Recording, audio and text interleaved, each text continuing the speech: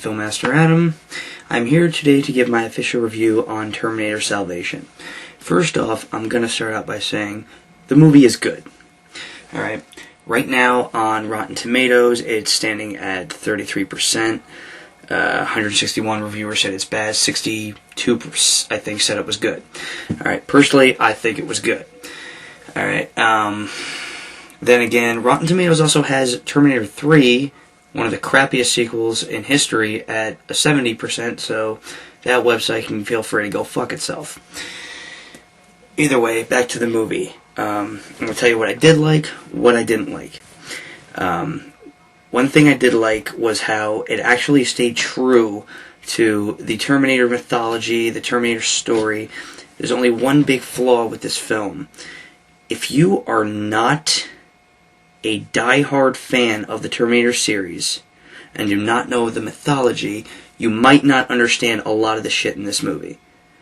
Right? They make a lot of references to stuff that happened, especially in the first Terminator. In this movie, we see the picture of Sarah Connor that was shown in the first two films. It was taken after, at the very end of the first film. We see that picture. In 3, we didn't even see that. Alright, it's just unforgivable to me. Alright, that they wouldn't even reference her in any way.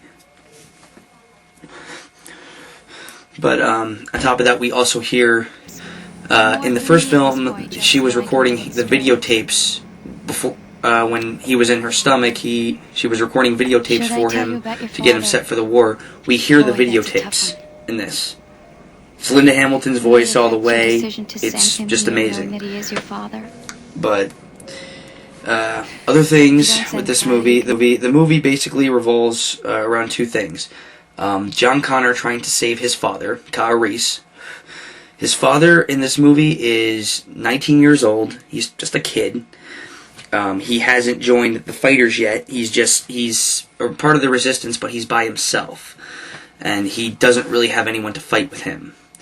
And when we see him, he's protecting this guy who was a death row inmate who was executed in 2003 and somehow wakes up in 2018, and we don't know how. But he is rescued by Kyle Reese. The guy's name is Marcus Wright, and he teaches Kyle how to tie a shotgun to his arm, which we saw Kyle do in Terminator 1 when he first came into the past to look for Sarah. He tied the shotgun to his arm and put on the trench coat. We also find out that he also got the trench coat from Marcus Wright, which made a lot of sense. It was just a really cool movie.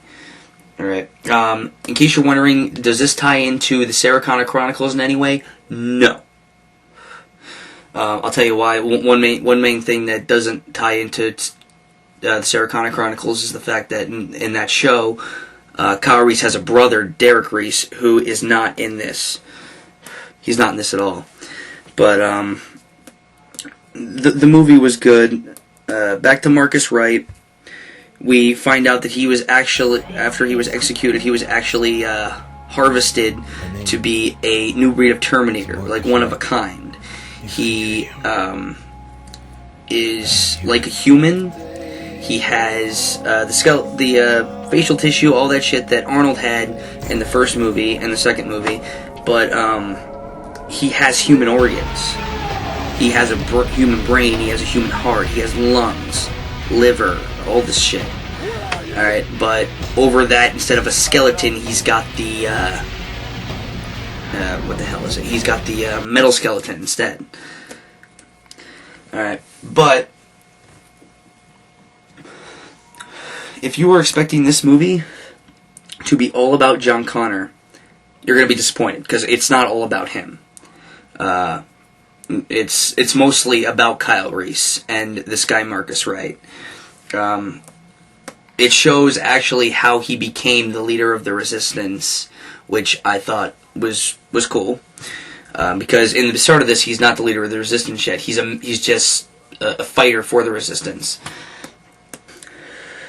Now, as far as actors go, I don't think Bryce Dallas Howard did a good job. I personally thought she sucked.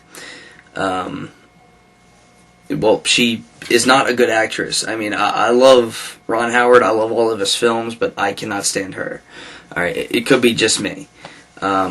Another thing being, I don't find her attractive. The only movie I ever found her attractive in was in Spider-Man 3, and I fucking hate that movie. So, I've only watched it once.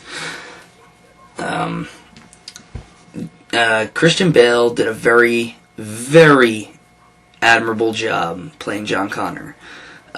Much better than Nick Stahl. Nick Stahl pissed me off in that one, in Terminator 3. I mean, that movie was just a travesty. Why the hell did they even bother to make it? With this one, we also had, for absolutely no reason, Common was in the movie, and he's in it for, like, 3 scenes of the whole thing. Michael Ironside, who was in Highlander 2, don't even get me started on that one. He's in this. He is actually the leader of the Resistance in the beginning of the film, before John Connor takes over.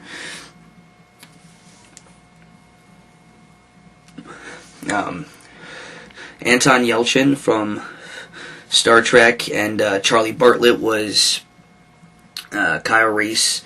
He did a very good job. He did a good job with what he had to work with. He got a lot of screen time, but he didn't really make the most of it. I really wished he had gotten more into the character, but he did a decent job. But the best performance in this whole film was from Sam Worthington, who played Marcus Wright. He went from being a death row inmate to being a Terminator with a soul, and he really showed that he deserved his second chance in life, and I thought that was good. I'm not gonna tell you what he does to earn his second chance, but one more thing I will say about this: if you're wondering about Arnold being in the movie, he is in it. He is in it. He's in one scene, but he's in it. There you have a scene where John Connor's walking through the Terminator facility, the Skynet facility, with all the Terminators are being built, and all of a sudden, you just see a fist punch him in the face. Out comes fucking Arnold. But I'm pretty sure, I can't be 100%. I don't know if they just made him look young or what, but I'm pretty sure it was CG or something, or possibly a look-alike, because he looked way too young. He looked exactly like he did in the first film, which I thought was just badass. Alright, making Arnold look all young again. I mean, you know, they made him look the same in the first 2 movies. Then in the third one, he looked all old and shit. It just didn't work. You know, I'm not saying he wasn't good. I'm just saying, like, he looked old as opposed to young as he did in the film. It just looks stupid to me. But overall, I gotta give this movie all the props in the world. It did a great job. I had very low expectations for it because it was Mick G and he did the Charlie's Angels movies, but he did an amazing job with this film. Apparently he talked to James Cameron before doing this, and James Cameron gave him his blessing. So, my suggestion, go see the movie. Like I said, there's a lot of action in the film. It's a very heartwarming story, and it's very good. So, yeah, definitely go see this. This has been my review of Terminator Salvation. Have a great night.